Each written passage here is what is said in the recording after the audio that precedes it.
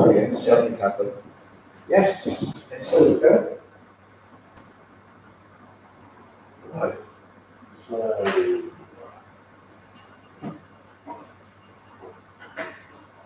right, that's all come together, yes. We need to start on the slideshow.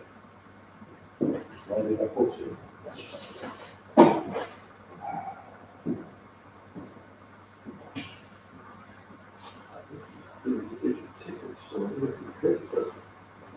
We'll be able to do it.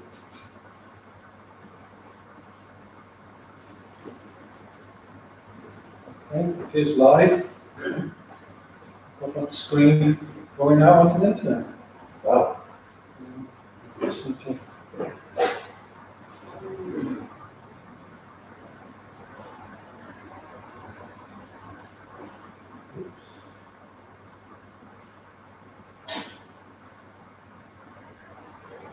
It wasn't wrong on the screen.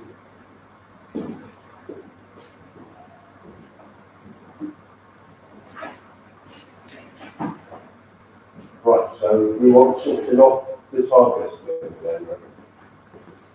Yes.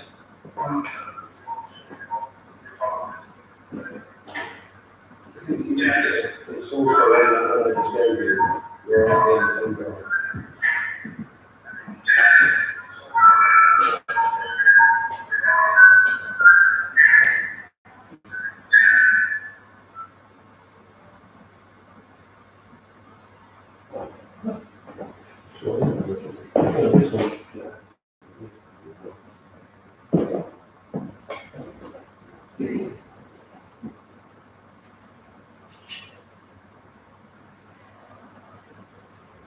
silver primary pitch video music.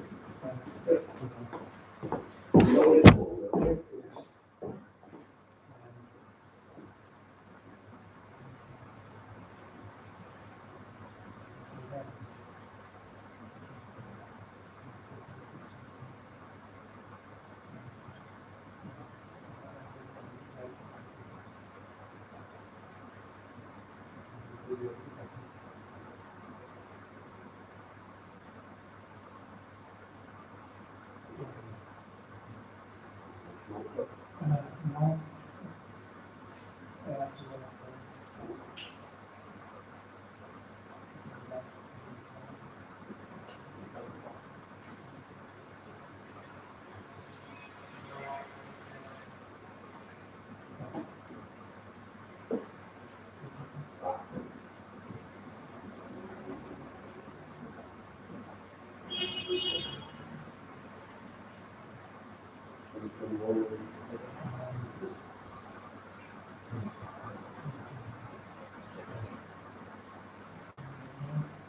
Should come live video.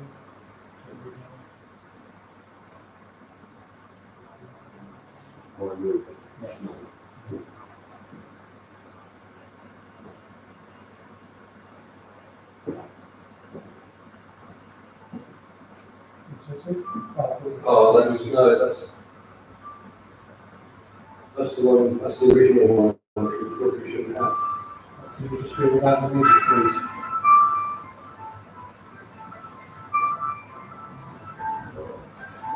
I'll just turn the music down a bit.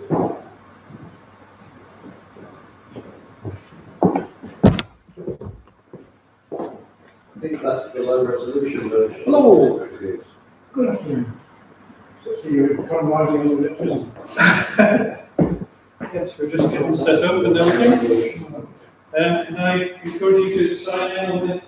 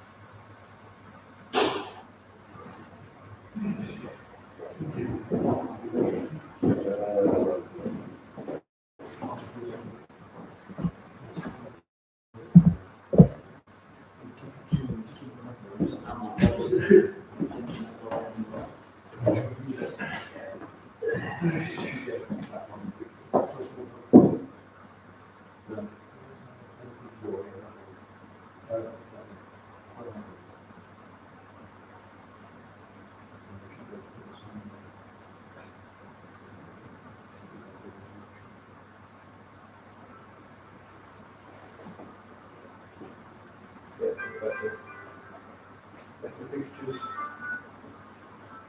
It's the same, that's. Yeah. Yeah.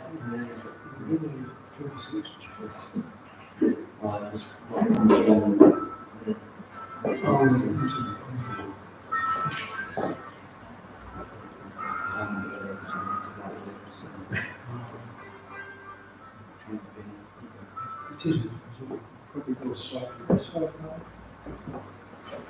It's overlapping that column that hasn't reached this column. Yeah, I'm wondering whether to take the bottom off and put it one step lower. Yeah. Because we've got a clear way through. Literally just like, Yes.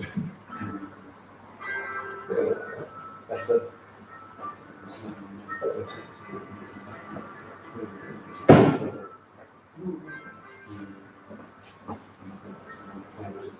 Just writing paper.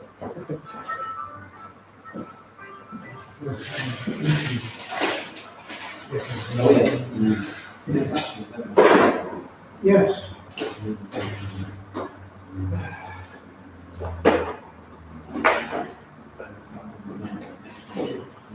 Well, we've conquered every technical issue yet, so as long as it stays online, we're good. The only problem with having a large membership is we've got 10% of members at the meeting, Yeah. unless we change the wording of the constitution. So hopefully, When you get the microphone. 25 people, 4 people return. Yeah. Don't worry, it's not actually 5 people watching the video, which 2 are me. That's 1, 2, 3, 4, 5, 6, 7. not turn up. Yeah. Okay. So, we go from there. Bridges and tracking, etc.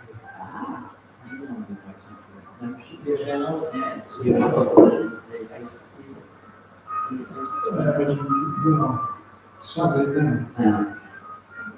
the management just go back to, That's right, yeah, like that one. don't ask what to ask them. Okay, they rely on their consultants. That's what we do. So it's been, so, Oh, yes.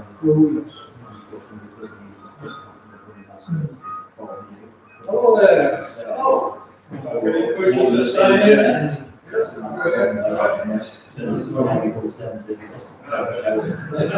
My area was with my was gone, so.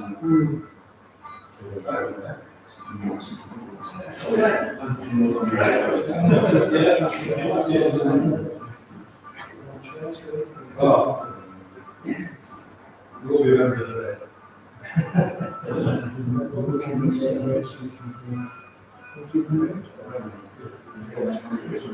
Yes, during the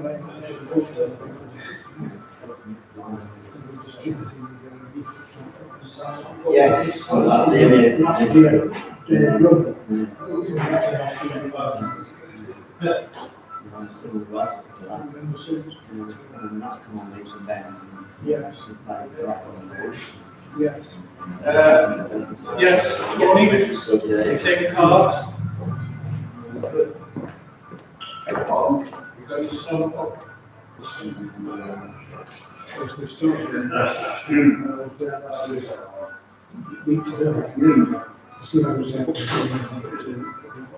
No, yeah, you know, it's like about it, yeah.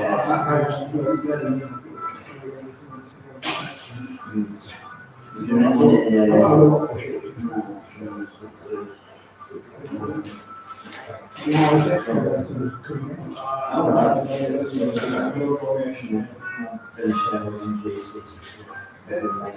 Yes.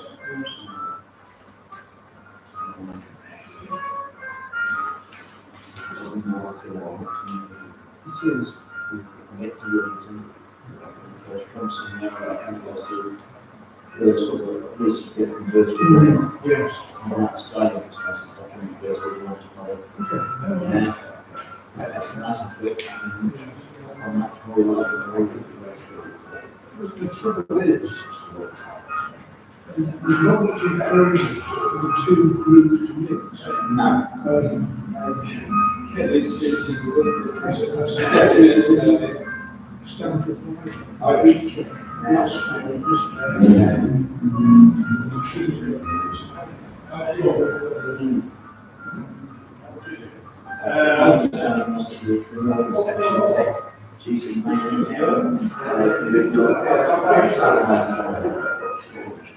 Well, the union section, I never really, how to,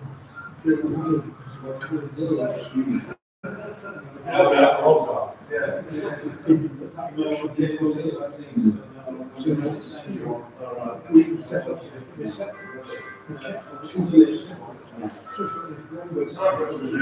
Yeah, Jackson's done.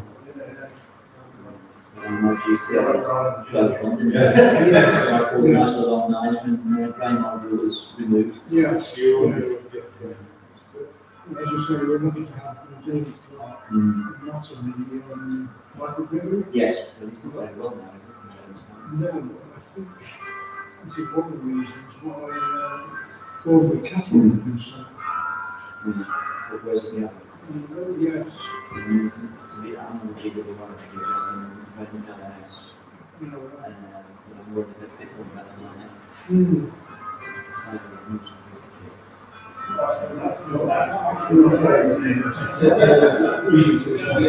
I tried to do the same, but I was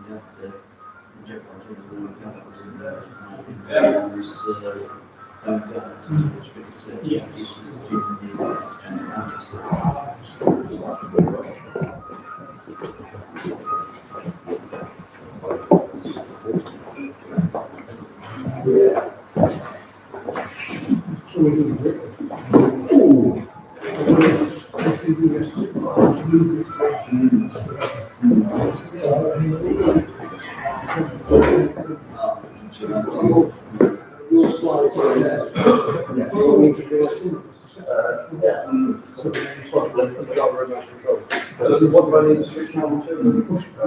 Yeah. It's going to document.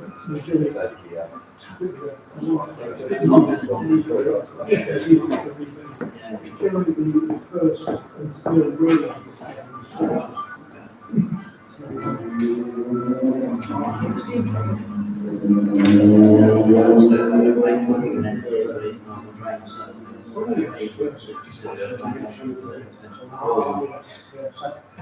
yes, you do need to on the train.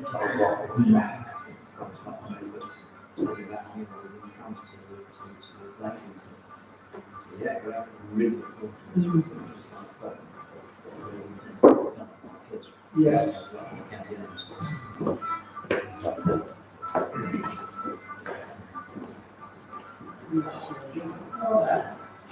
I think we have a lot of drainage.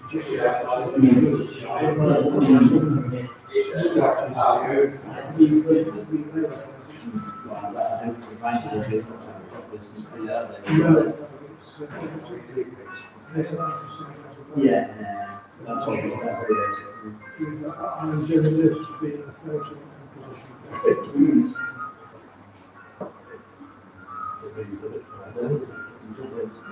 Sorry? It's again, you need to sort of drain it. Yeah, so, It's not all the steep. Yeah, the thing about him. Yes.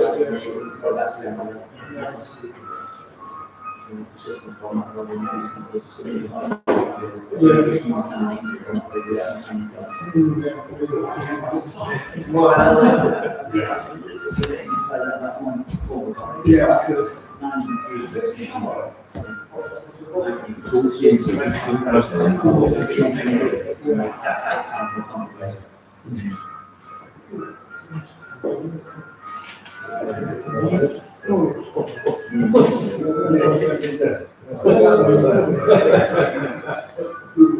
knocked your fence out.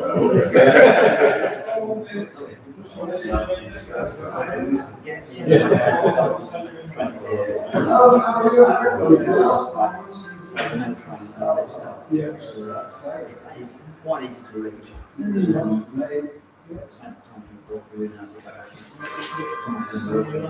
Yes.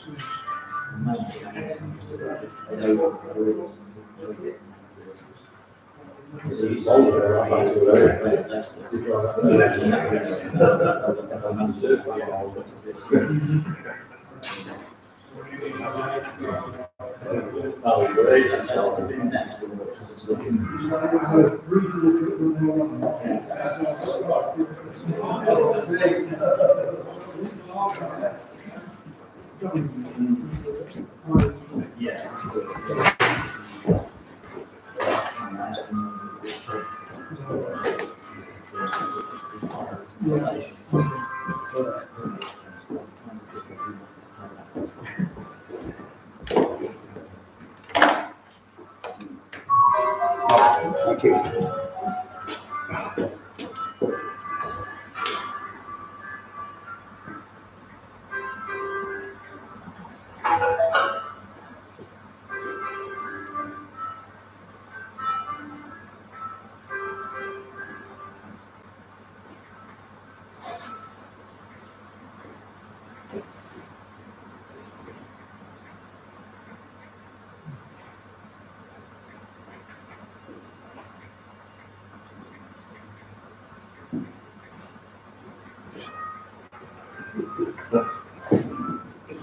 Make the ball.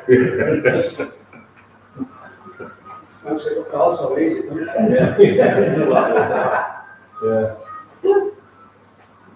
Is that 022 big then?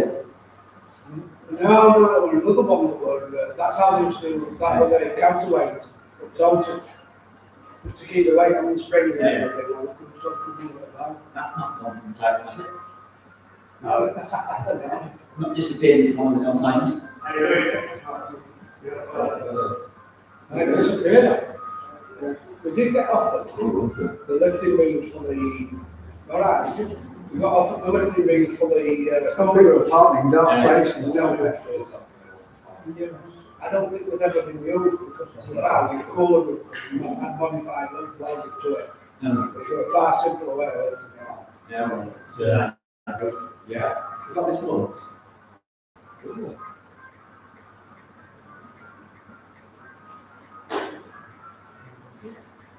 Hello, Hanson. I do. What I want to know is what's UKL doing with the storage paper island there? Yeah.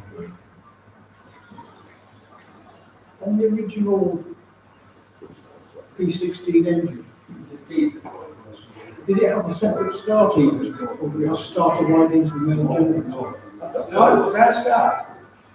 Well, that's been remote. Yeah, 300 PSI air start. That's right, yeah. Well, the distributor there. There was a little engine Yes. in the electric driven donkey engine that That's right. pumped up the system.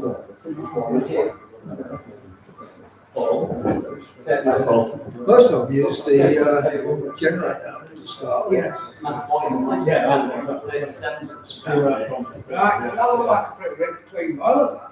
You know, obviously, there's been what, 2 or 3, got 670 one, and another one that, Euro things is fair, don't they? Yeah, I wonder if it's come out of that.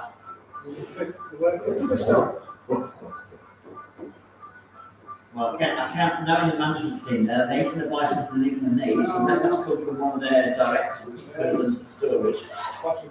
Not the 27, Well, they are,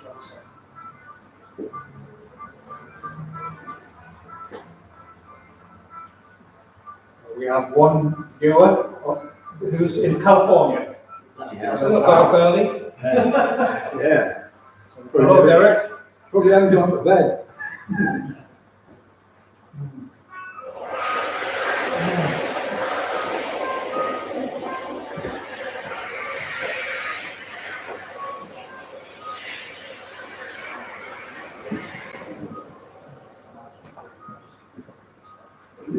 You've got in the middle. I tell you what, it's scary when you see those springs, core springs extend, isn't it? what's it say? Yeah. Energy and energy really rendered. Not in preparation, I think just put the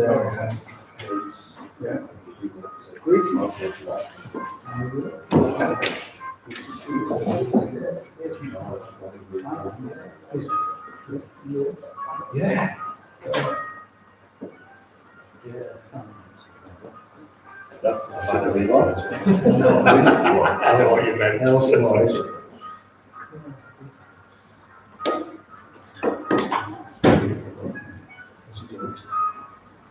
She couldn't Good.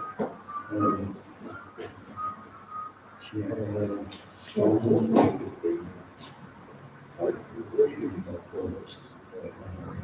Oh, okay, yeah.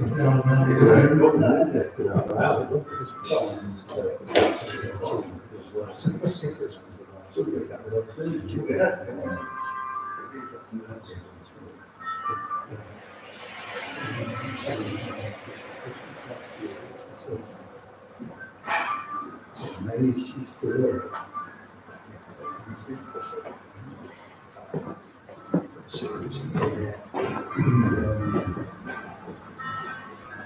Yeah, she just gets on.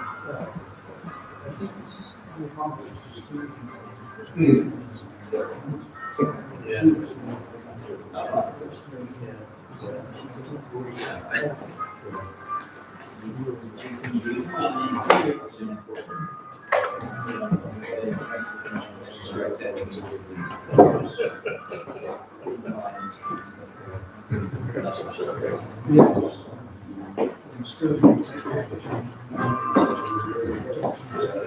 Yeah. Small.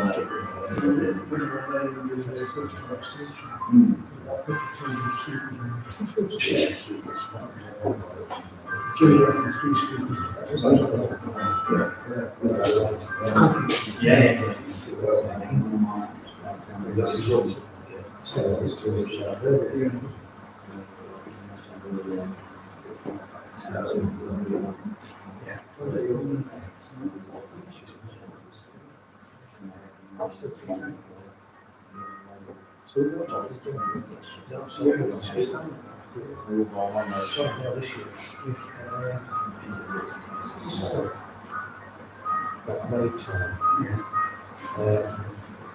set up some sort of display in the last week. You set up into a couple of big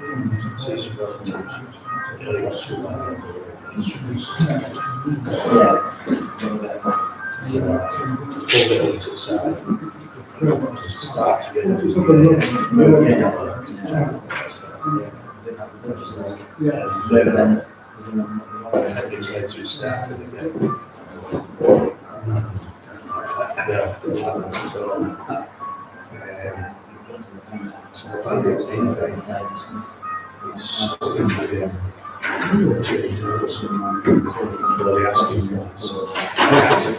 asked exactly what page for it.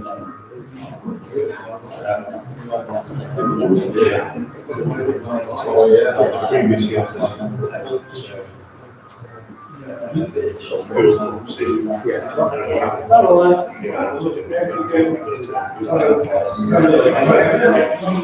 It's back on the rear half, the engine, the rear half of the car.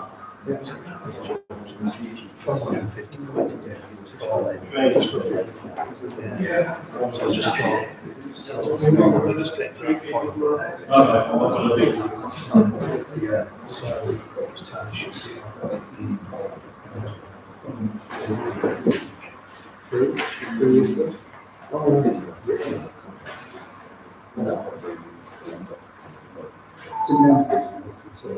Yeah.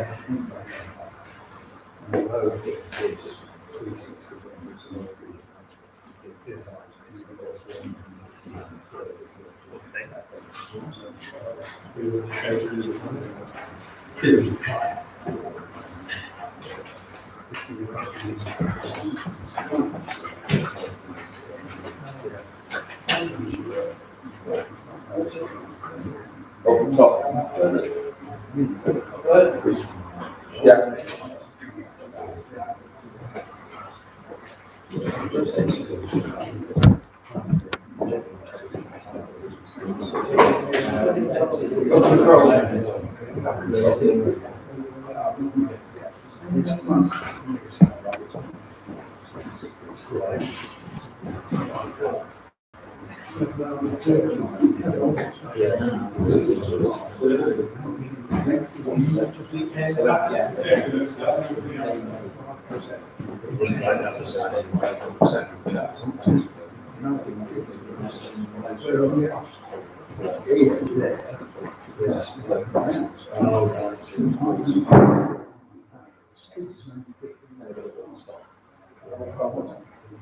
Let's try for.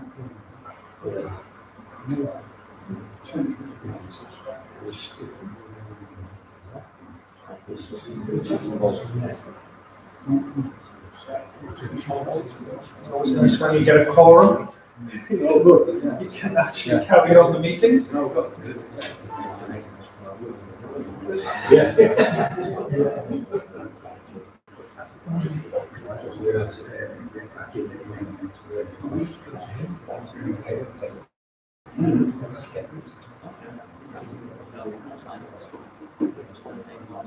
Is he okay? Still a bit good. It's not really quick. I did that usually. It's just already done. Yeah.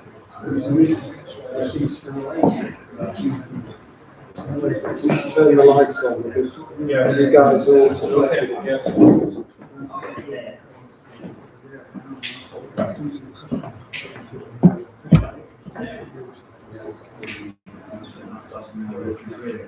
Still okay? Yeah. Doesn't make any difference. What's going on? It says there's a bit more shine on that. See, I can say that.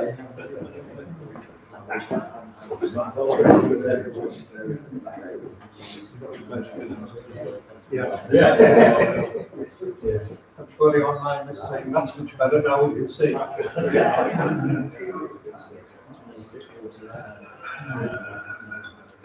Well, unless we get more people coming from the train that's later running, then we can make a start, I think. Wait for Michael to come back.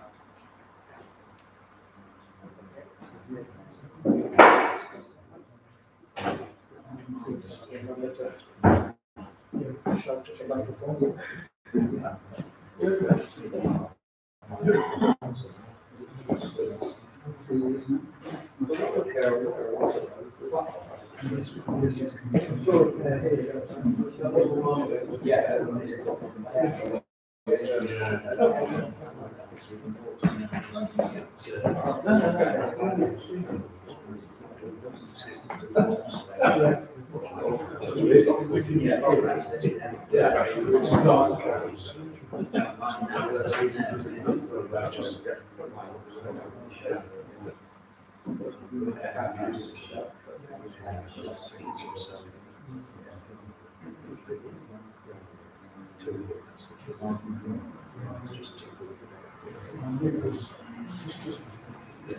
Already then? Good afternoon, ladies and gentlemen. I'm Tony Elshaw, Chairman of the Legal Society, and I'd like to welcome you to the 2022 AGM. We have on the table Michael Quince, Paul Edrington, and Andrew Hosey. So, Andrew, have we got any apologies? Yes, we do. Now, apologies from our president, Stan Fletcher, from Bob Harris, Dave Esame, Graham Wild, Graham Benjamin, and Tim Apple. Okay, the minutes of the last year's AGM have been circulated, I believe. Yes, so do we have any matters arising for those minutes? If we silence, that's what we're like. For those who were here in Derby, was it, last time? Can we have somebody propose and second the records we circulated? Right, Nick? And a seconder, please?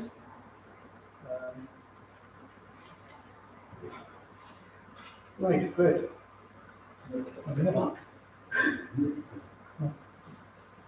Thank you very much. Okay, I'm just going to do a quick overview of the year. Not in any great detail. I'll leave it to these guys to fill in the rest. First thing I'd like to say is that in May, Mark Walker left us and has left quite a hole in the society. We've got him to thank for where the society is at the moment, really. A really good amount of work for us, and we wish him best with whatever he's doing now. Life priorities change, so he decided to walk away. Lots of more mundane things. We are at a good place financially. We are paying for the workshop and all the standing order bills out of regular donations, and everybody is being very generous with when we ask for an appeal for specific things. Well, it's working? Yes, it is. We have a generator donated to us in a non-operable condition, which we got working. We have eventually got to the limit of our expertise, I think, and had to send it away to be finished. So that was done early on. The stripping of the 58 didn't happen too much during the spring, but in April we 5 members got together and bought a telehandler, commonly called Sandy. And that made us able to lift fairly large components, like the couch off 58. It has aided us greatly moving stuff around the site. I mean, it is capable of lifting the traction motor up to 2.5 tons, so it's been very, very useful. So, going up.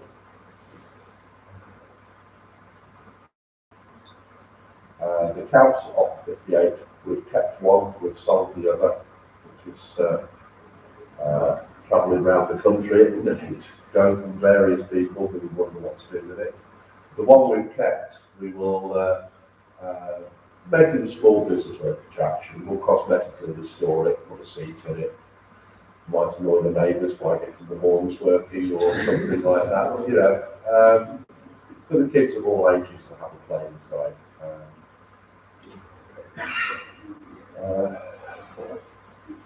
So that's the telehandler lifting the cab off.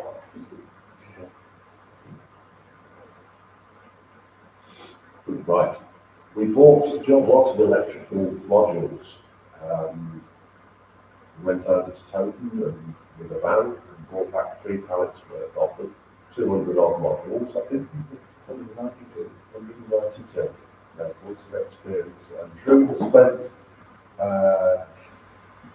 most weekends since then looking at them, deciding which are viable and which are not. We've finally sent some away for full testing.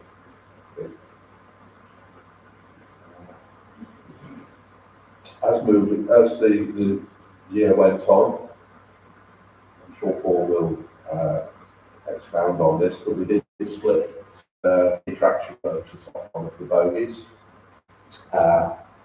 It is right at the limit of what we can do, really, because the traction motor weighs 2.5 tons, 2.6 tons. A-frame's rated at 3 tons, telehandler's rated at 2.5, close up. So it's right at the limit of what we can do. But it's a higher crane in to do it, because it costs quite a lot. Come July, the sturgeon wagon that we bought in 2021, the railway have been using it for their PW train, and it had been full of concrete sleepers. We reclaimed that in July in anticipation of our big lift. Speak up for the last. I can try. So we had that back, and it's, as you can see, empty. In August, we had, through the generosity of a member, we had 2 containers arrive, which were positioned behind the workshop, used purely for storage. Paul's commandeered one for all these burning and lifting here. Spare parts are going to go in the other one. I'm currently putting electrics and lights and into them, and they will go onto the burglar alarm system of the shed, sorry, of the workshop. Also in August, we had our big lift, where we rented 2 rather large cranes and lifted the chassis off its bogies, turned it over and put on the sturgeon. And pleased to say everything went really well. And there were no issues. Okay. So that's a brief nutshell of the year. Okay. So I'll hand over to Michael now. Any questions before? Thank you very much. Yes, basically it's been a very productive year financially. As Terence mentioned, we are quite happily covering all our costs monthly with rents and various bits and pieces for the shed. Just looking at some figures, we're getting roughly about just over £2,000 a month coming in. Some months we're getting considerably more with donations. Income so far this last 12 months has been just under £114,500, which I think is quite respectable. Outgoings have been £123,600. Obviously, that's mainly from things like lifting, crane hire, transportation costs, buying generators and little pieces like that. It's all necessary costs for a long-term plan. It's very healthy. Quite pleased with this, I must say. The general treasurer's account as of the 1st of October, we opened with 23,500. However, with costs of buying bits and pieces, that is currently, a week, just over 13,000. So we've had an income this month of just over £2,000, expenditure of 1,300. And we've got a rolling chassis account, which currently stands, usually fairly static, about 23,700.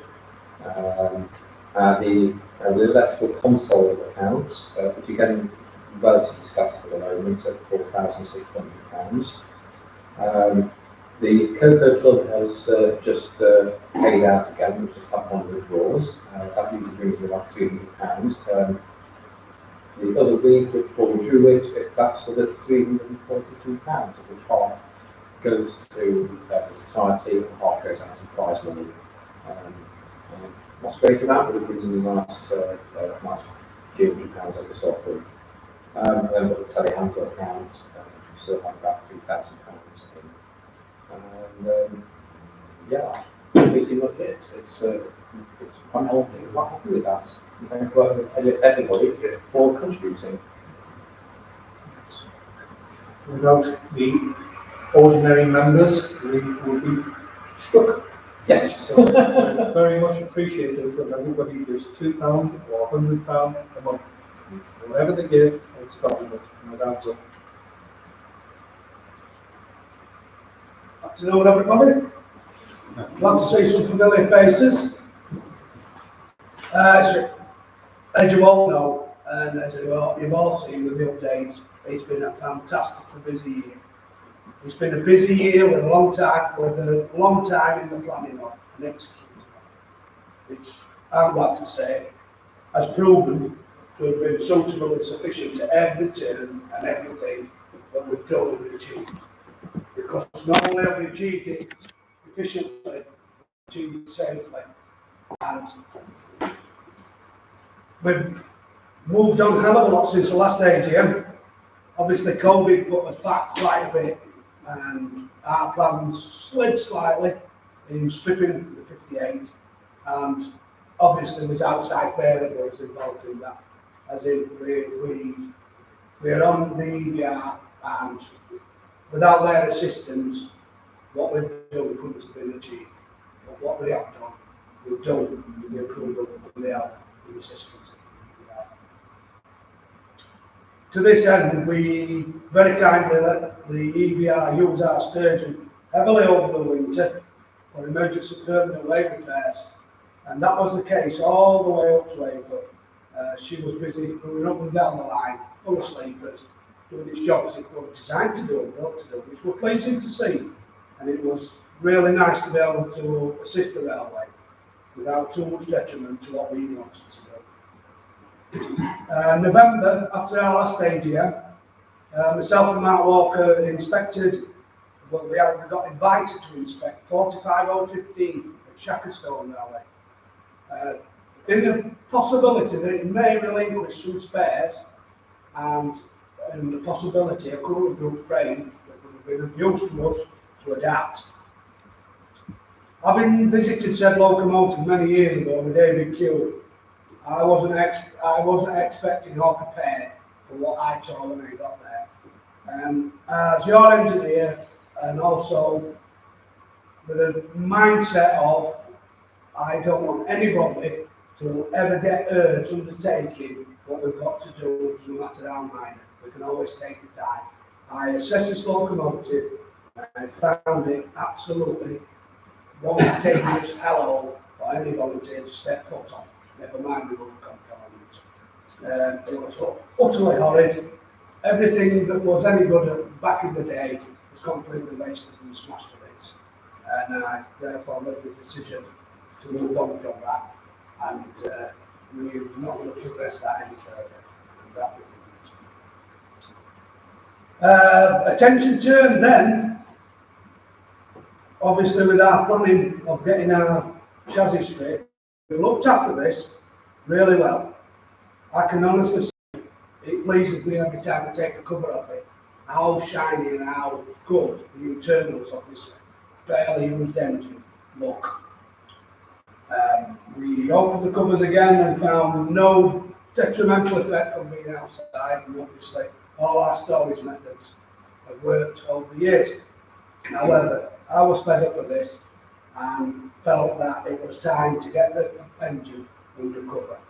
So we did a deal with Imps of Lincoln, who we've had dealing with before, who have always been very helpful in assisting us with advice, as well as being willing to purchase and help us to find possible obsolete parts in the future.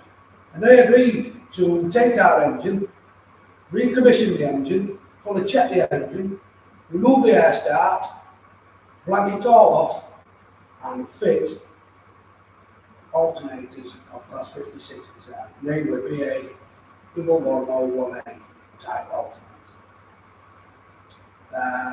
So off it went to Imps. We got her loaded on, took her down there now. I had the opportunity to witness firsthand what Paul Weaver and his company is all about, and the absolute amazing work that goes on there. It might have died in the our workshops, but let me tell you, there's plenty of businesses out there still doing that level of engineering that's one step ahead of everybody else. There was a place full of class 60 components being built, castings for every type of cylinder head you could think of, on any engine, and it was impressive to say the least. The engine's kept in a well condition. I was looking at it the other day, and it's well stored inside his workshop, awaiting the fitment of our alternator. In the meantime, we had to move fast because we forgot one important thing. Before we sent that to him, we had to work out a layout to get our modified Woodward, an overall 56 Woodward onto our engine satisfactory. So both myself and Phil hurriedly stripped it off and worked out how the best way of getting it on there. And I'm glad to say we very swiftly come up with a real definite best solution. And Phil very kindly talked Gareth into getting these parts fabricated and machined with TAS, and we were able to get all that into place before the engine even left. And it's a perfect fit every time and adaptable to any engine that we see fit to use. During the winter months, Hanson very kindly supplied us with a fresh RSJ lifting beam, mainly our internal lifting beam, which will be invaluable all the way through this project, failed its test due to it being warped. So we got this all drilled, painted, fixed to our beam, ready for test. And it was a worthwhile thing to be done. It's now sat in there capable of lifting 3 ton yet again, many thanks to Hanson. And also was responsible for donating the low hours body generator that we've got repaired. This is ours, have a look at. To the point where we've got a good friend of ours, I think a very experienced plant fitter, many years experience to come and have a look at it. And he couldn't manage to get it going. So he's ended up having to go to Swaddington Diesels, and it's ended up having a fully rebuilt diesel pump and all its injectors. We've never worked. On the back side of that, we have a deal with the railway, and they want to, because it's part of their expansion plans at Shot, and the need for power for something. So we feel a pretty decent price for it, which is fair to the railway, and as much as they help us, and we help them, which works wonderfully well.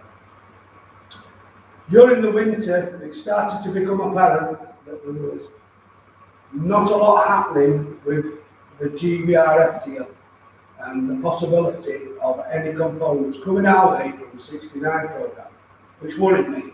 It really did worry me, because I, like many others, were relying on those parts for us to continue and move on.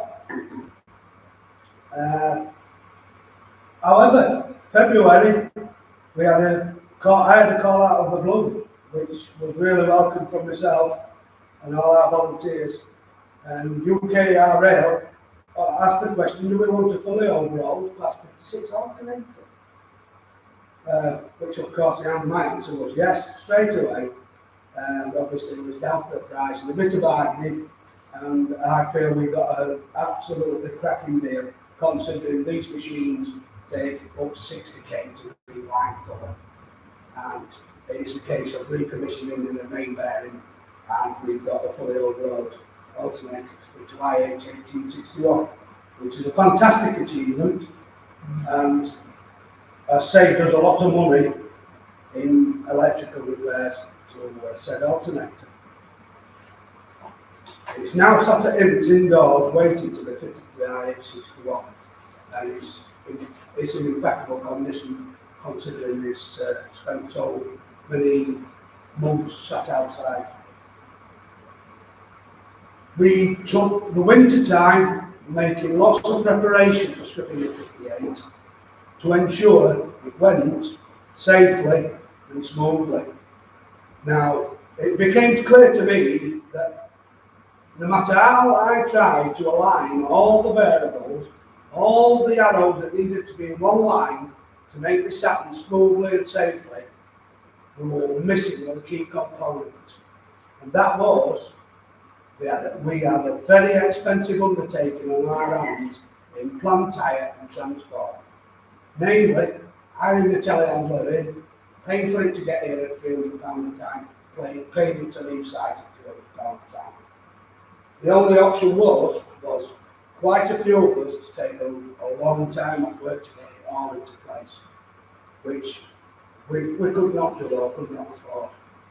With this in mind, I quickly moved on to the thought of, hey, why don't we purchase a telehandler? So the search started. I looked far and wide. I went to quite a few places in the country and looked at lots of crap for lots of money. In the end, I managed to find one in deepest Wales that basically is a plant enthusiast. They were very kind to actually do a deal with us and send us in 725 at a reasonable price. And we've never looked back with the second. It's enhanced our capability, it's enhanced our safety, how we operate down the yard, and the jobs that we get done. It's a back saver and an hour saver. And I do perceive that we'll need this machine for quite some period of time. Same month I had discussions with Christian Hensby, the H&S manager of the Ecclesbourne Valley Railway, and it was a very productive one as we discussed the possibility of buying this machine. And whereas the EVR proposal, they would look at its lower exam, an expensive 6-month programme, it would be on the railway's part of the railway safety case. They would pay for the maintenance and they would fuel the machine in exchange for usage as and when they require, which I feel is an absolutely massive step forward and assists us and mitigates quite some cost around this machine.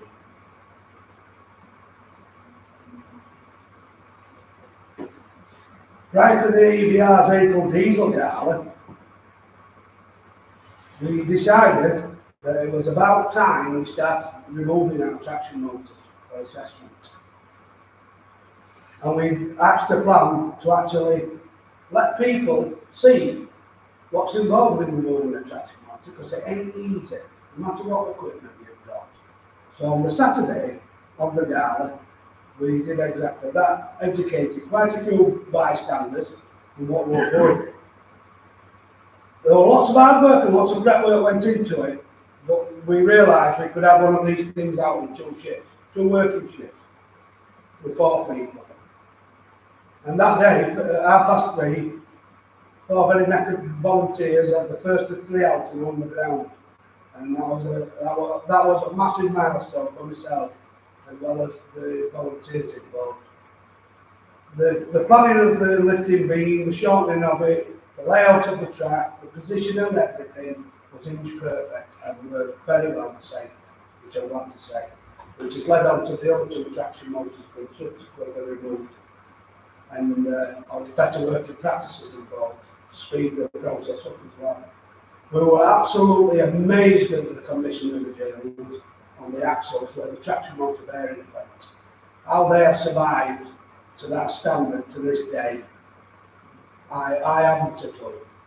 But they're pretty good considering.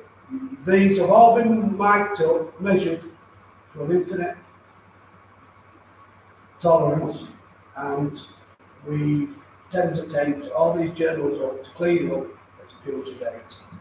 They are fully recoverable with wood locking, and we intend to do so. Now, the gen set, in May we received it back, and after we'd done what we were told, the frosted diesel tank up she fired into life, which was a massive relief. The railway was straight over to watch it running and agreed to purchase it, and while their plant had shot up. We were still awaiting our 58 getting moved into petition by end of May, but it was going to happen soon. So in June, we actually got access to it, and it got moved into pole position where we could strip it down. We purchased a professional load cell so we could carefully manage and execute the removal of components, knowing exactly how much every component weighed before we removed it from the chassis. So we did it in a safe, suitable manner, without overloading the machine and putting anybody at risk. It was much fun to actually be getting on with this productive task that we've been planning for such a long time, and we're very hard work for all involved. But everybody buckled down and got on with the job done efficiently. All the diesel tank was pumped dry of all the remaining diesel, and it was carefully removed utilising our turfers, which have proved vital yet again to safely lower the fuel tank in one to the ground, and we got it out of the telehandler. And it left a very bare looking frame and bodies, which was pleasing to see. That caused another conundrum. At that time, the Delta was planning to move, and there was stock movements planned on the railway. So we had to make it then safe to shunt. Now, as I've spoken in the past, there was a hell of a lot of stored energy in the springs of a Class 58 in the centre pivot.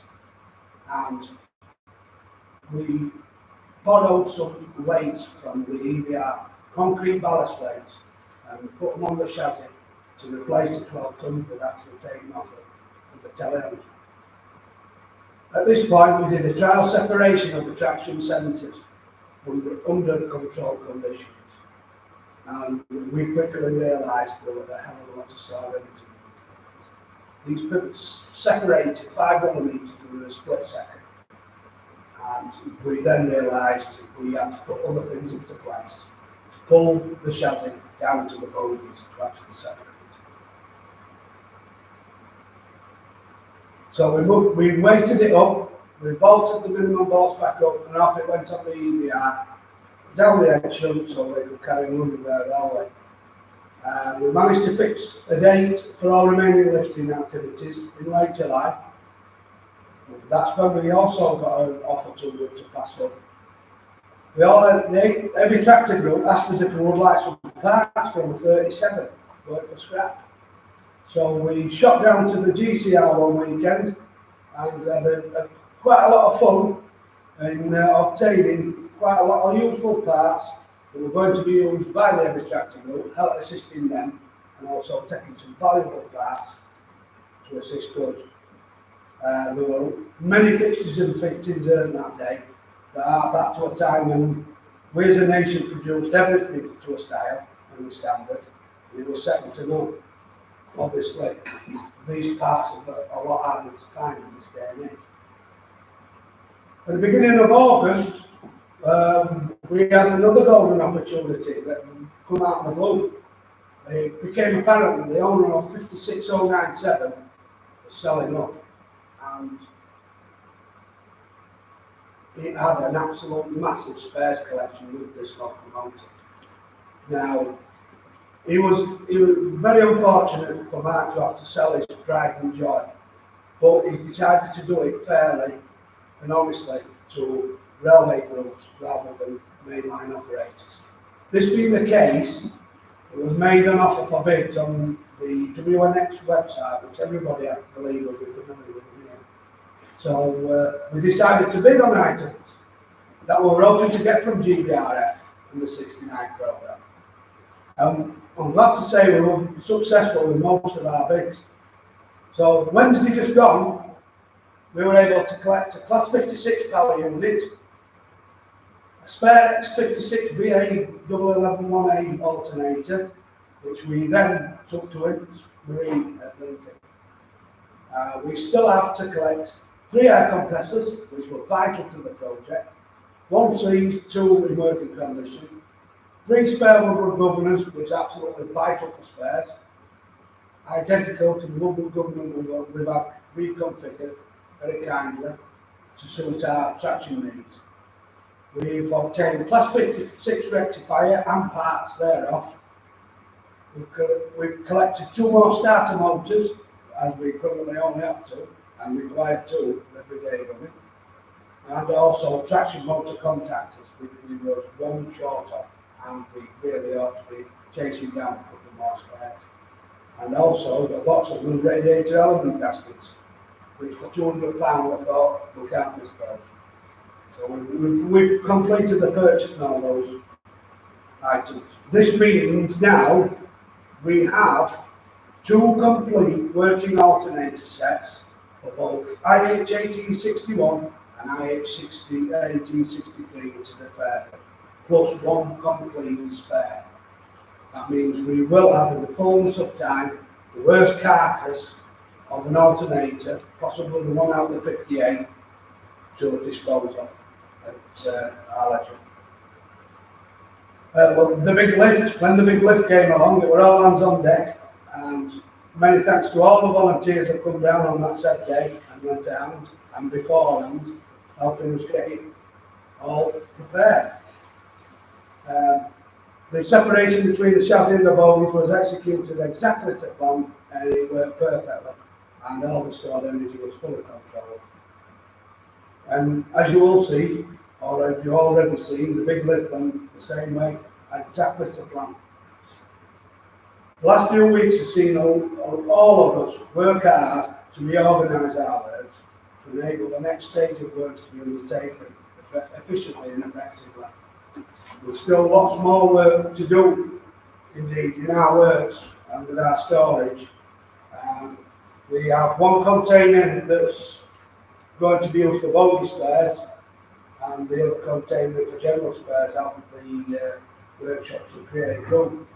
And also, we have put our tooling in one as well to keep it out of the way of the workshop and not the outside of it. This year's activities have been in the planning stage for a massive amount of time. Indeed, this short review of notifiable highlights, it don't reflect the hard work and effort put in by all the volunteers, by no labels. In conditions ranging from freezing cold to raging, and it's the tasks that are not quite as glamorous and enable everything else safely and exactly to plan. Testing control modules, overhauling vital parts, the painting, general upkeep and cleaning of components, authorising and writing method statements and risk assessments accurately and to standard. Without all these parts that nobody sees, the hours that nobody has appreciation for, that sit at home and keyboard in a way of what people should and shouldn't be doing, it's these people that come and do this sort of work that's actually driving progress behind where we are now and the shaping of its future in a professional manner. And all it will do is ensure the IDRS 10,000 is constructed to the best standard possible as a local. And it will put the best standard possible as a local. And it will perform. I've got to say many thanks to him this year stepping up to the mark, helping us out wherever needed, storage-wise and everything else. They've been absolutely fantastic on the end of the phone always. UK Rail for letting us purchase the alternator and overall one of that, which it was very good of them. The Heavy Tractor Group that's enabled us to get more fixtures and fittings from a Class 37, stuff that we haven't got and stuff that we needed. 56 group for information as well as the 58 group. Nottingham Heritage Railway were absolutely brilliant with us the other day. They ensured that all our lists was ring-fenced by their management team to ensure that we didn't encounter any problems with any member of the public as people went coaching and not working, and they were more than helpful all the way.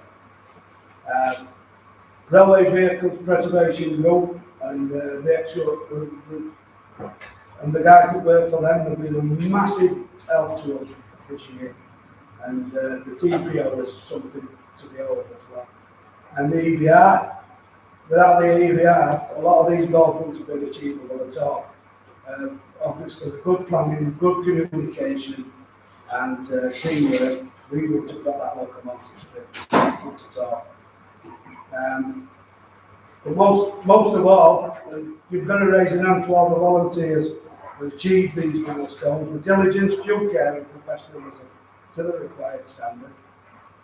Many thanks to Mark for the hard work and hours of preparation that he's put in to assist us with getting to where we are now this year. It's got to be his most productive one physically on record and visible to everybody else. And we wish him all the best in his future endeavours. I'd like to say volunteering, absolutely top notch, the help that we've had, but there's always room for more, and it's the little jobs that really make the difference. It's the cleaning, it's the hours of cleaning, reorganising. It helps everybody to plan and move forward to the next staged event, which we've been having quite a lot of recently. So, if anybody's thinking about volunteering and getting involved out there, please come forward. We've got some cracking volunteers who've come forward this year, and it really is a massive help. And that's just about it from me this year. I think this year we can all give ourselves a pat on the back for what we've achieved, and let's hope that the next 12 months is as productive. And that's me done.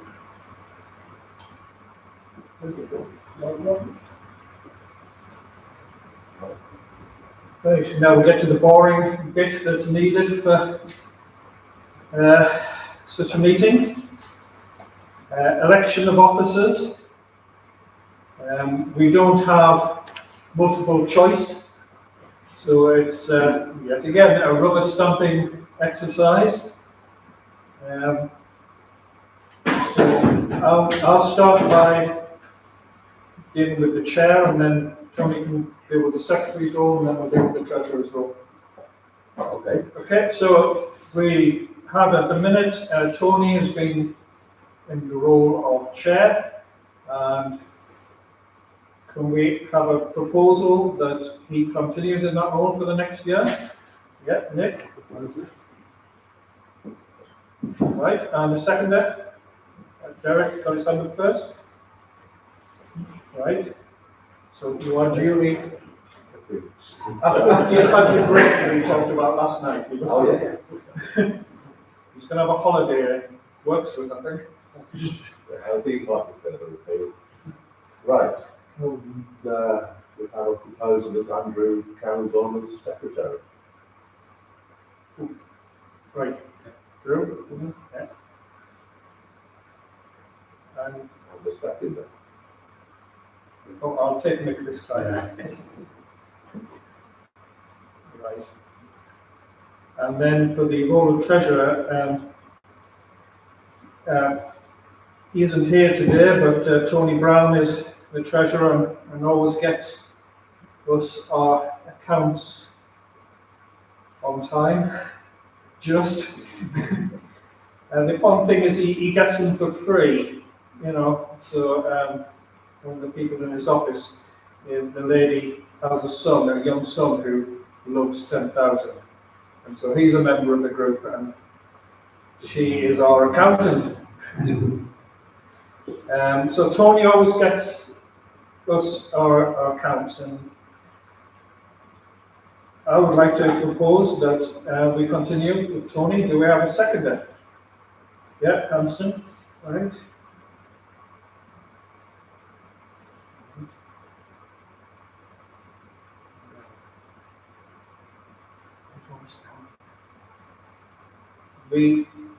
That's the only officers that we're required to vote upon. But can I ask the people who are listening online to say a yes or no for the arrangements we've just made? If you have any concerns, please type them privately. If you can put a yes or no, I'll record those for the record.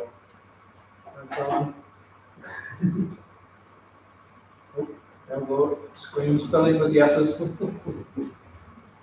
there's no no's. That's good. Thank you, guys. The other task we have a confirmation of other roles, which it's not the one that say the charity commission are interested or anything, but we have two roles of interest. I think maybe Paul might want to speak about the second one, health and safety. The first one is running the Cocoa Club. We have Bernard at the minute is running the Cocoa Club, and we would say that Michael's a backup to that. And so if both gentlemen are agreeable, we'll continue that for the next year. Yeah. You okay with that, Bernard? Right. Do you want to speak about health and safety at all, and then say who we've got in that role? Yes. We've been utilising Tony Thompson's excellence, skills and knowledge throughout the railway industry since we were working at Derby Works and to this day at Nemesis. And Tony has been providing us with absolutely superb working methodology and paperwork and controls to the required standard of at least the industry I work in, which is the power industry, without shadow of a doubt. And it's been most helpful, and it has no doubt improved our working practices. For this end, we've been utilising heavily on Tony being our health and safety advisor during all our massive tasks this year, which he goes to every time, and absolutely owns the job.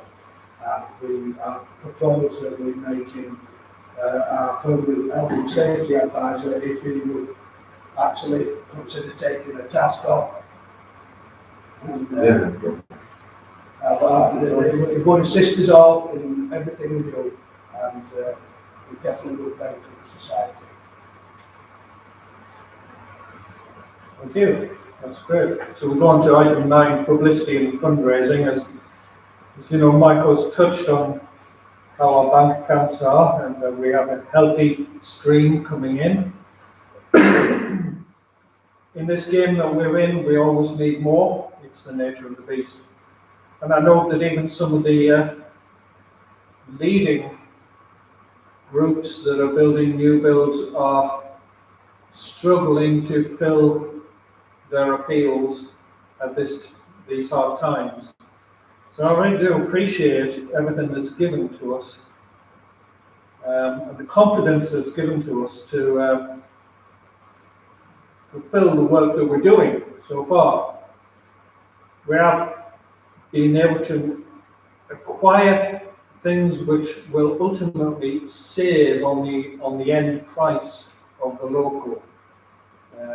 Some things that Paul already talked about, that had we had to overhaul the 58 alternator, it would have cost X amount. Yeah, hundreds of pounds. Whereas we got the overhauled alternator We're also appreciative of the advice that we've got of industry experts that confirm that the setup that we're going for is correct. So that's something to be thankful for. Publicity, we've had a few articles, particularly in 2021, where there are a few articles and adverts in a variety of the railway press. They do cost quite a bit, and most times we get a lot more back in terms of donations. Sometimes I chalk them up to just simply publicity and getting the word out there. But overall, yes, we do get roughly twice the amount back that we put in, so it's probably worth doing as well as the sheer publicity factor. I tend to put adverts in when we've got some news to accompany it. So there's two things going on in the same magazine.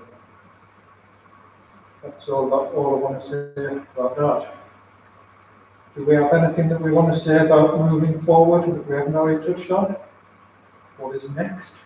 Yeah, we're planning a massive step change at our doing things. We're reorganising the works as we speak, which is not a 2-minute process. Everybody is doing a cracking job getting that done to the standard we need to do. We've got to reorganise his working practices and as much as we need further delegation looking forward over the next 12 months. Everybody knows I work 60 hours a week, and I've been on top of that. Basically, I've told you for the last 12 months since Matt left. And burnt the midnight oil far too far too many times, and I don't want to drop of oil anywhere, not where this comes from. So we definitely need to look at delegation of jobs and responsibilities and how we can improve moving forward by this delegation process. And who's willing to do it as well. With more volunteers would be most welcome moving forward. Judging by the results of the people that have come to our door to our this year, hopefully that's going to be forthcoming annual survey over. There's going to be a lot of things going on behind the scenes, design-wise, approvals-wise, which we've got all involvement, ideas, and help from others will be painfully received. And this is what we need to actually move forward within 2020.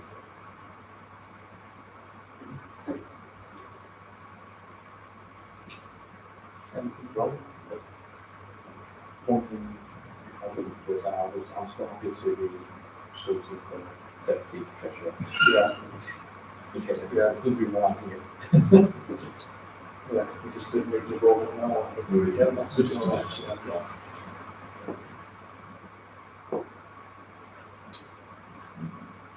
Right. Let's go on to any other business. Michael, do you want to explain this painting for a moment, please? A while ago, let's say just a while ago, it was meant as a fundraising. I suggested over a painting. I have trained as an artist a couple of years ago now. So that is the twins leaving Euston on the first royal stops when we were put together. And it's slowly coming along, it's in oils,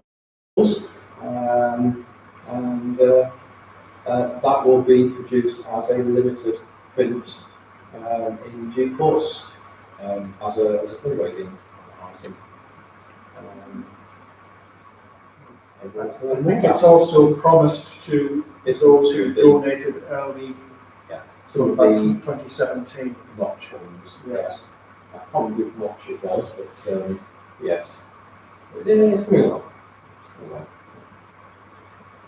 The thing that I want to raise is, in around 2017, when we had fundraising appeals, One of the things that we said that we would do for donors was that we would invite them to a private viewing of our kit. That was back in the days when our kit was distributed in Joe's Field and Bert's Lockup and all this, you know, in various places. And since that time, we've obviously come together in one place, and there's been COVID. So we're aware that we haven't fulfilled on giving early donors some kind of something special in terms of coming to see our kit, but we are aware that we have to offer that. Now that COVID is hopefully not going to rear its head again, we can arrange something probably for next summer when it's warmer. Whether it's a visit match to meet the trustees in a pub or something and have a good old conversation in depth with any of the early donors who fitted in those schemes who'd like to come along. That's just my idea, but we'll have a talk about it and see what we can offer, because we're no longer operating out of Bob's Field and that's Lockup. We're still in two centres though, aren't we? We've got material difference. We want some not still going to. Yes. It's possible we have to come into a visit to it at the same time. I can organise limited tours of things for a limited number. And that's possible.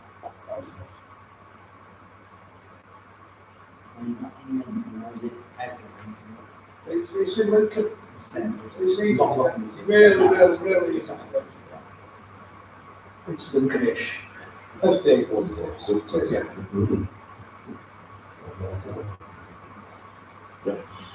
It would be good for them to see the end without the covers on. Yeah. So every photograph so far generally has been. That gives them something unique. Yeah. There's not all of that to be added there. Proportions completely being redone from the Grand Council. I want to see how looking at all acres has been over all day. And the stuff that was in there sent to them. Talking of the stuff, are they happy with that one? It's identical to what a flat 56 is, but identical to 158 is. There was all the BR and stipulated in the early 60s that they had to have drop some that cost the maximum fortune to cast. And there was a big massive waste. Taxpayers believe it.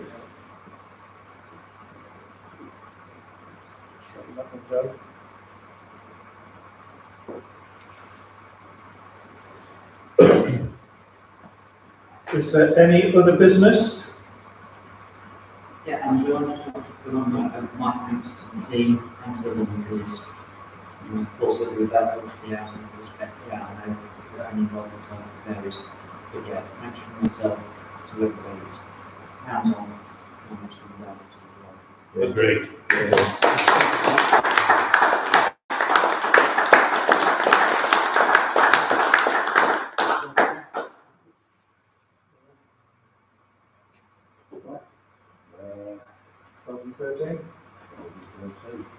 Date of the next meeting. next year.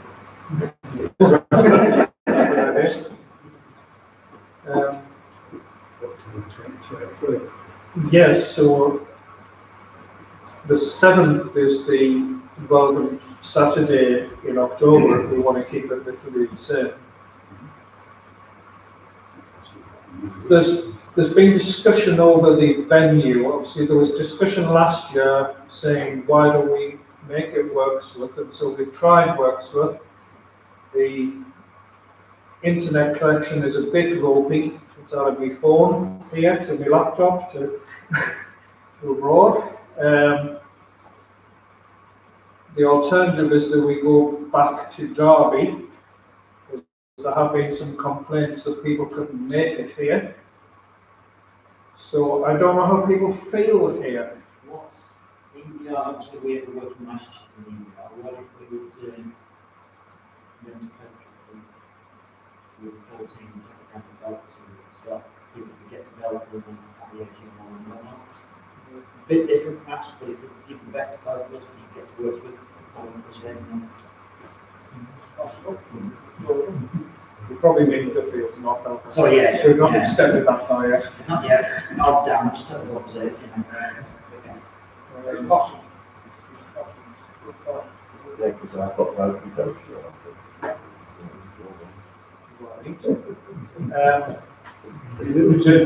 Do we want to take a straw poll here? This point that day, if we're going Saturday, Yeah. they'll be running. Yeah. Is that the chance we could chat? If there's, yeah, if there's, yeah, well, because Equal rights and trade, yeah. They do two trade money occasionally. Is it possible that we could have? So, you can ask the question. yeah, that aside, can I just take a straw poll here? I'll ask who would come to a meeting in Derby and who would come to a meeting in Wirksworth. I might get the same answer. Yeah. Yeah, and who would come to Wirksworth? Yeah. Is this the same answer? It depends on the public transport, doesn't it, Andrew? Yeah. I mean, why am I just starting to say, the train must like, I couldn't get there, so trains are going. Yeah, There's some flexibility either. yeah, I mean, we can give lifts within reason. Yeah. Station, got 3 seats. Yeah, I mean, somebody online saying Wirksworth's difficult from the north, which it is. You've got to get a train to Derby and then move back. And yeah, Derek's also saying virtual is good from San Diego. So I'm thankful that somebody in San Diego can actually see this. Obviously, there's various opinions, so we're going to have to go away and think about it. We're inevitably going to disappoint somebody. But this idea of the train, the carriage, will also have to be thought about. But are we okay with the 7th as a prospective date? Yes, why not? We should. Okay. What the shopping for? What would you want to take 13? Beer, full stop. Open forum. Has anybody got any questions? On the one. Right, there is one, is will you be attending the GWSR again? We'd like to. We'd like to, yeah. It's always a good weekend down there. I always wanted to go to the Spa Valley. And we didn't plan it and then We COVID did, came along. that's right. Yeah, I mean, I must admit, we've only done You're not allowed to do it for training, any of them. Yeah. Can I just remind you to everybody that we will be at work there more than most.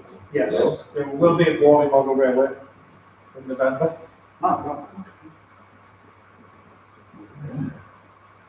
What size is it? Half the size we had last time or the same size? same size as last time.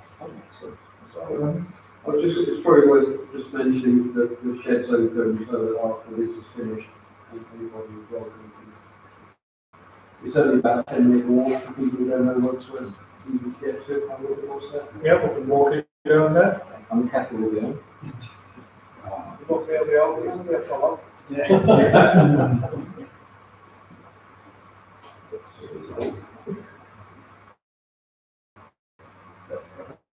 that should be there as well.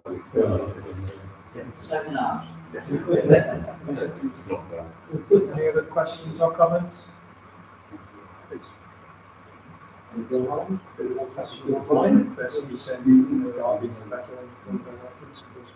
We could try going to San Diego, I suppose. What for the day? I did think you were going to say Sunday Acre. No. What's the saying? Yeah, okay. All right. Okay, well, thank you all for coming. I hope it's been okay for you. yes. Steep learning curve for us, I think. So, thank you. Thank you. Cheers. Thank you. Well done. see you down the workshop. Yeah. Thank you very much. Okay.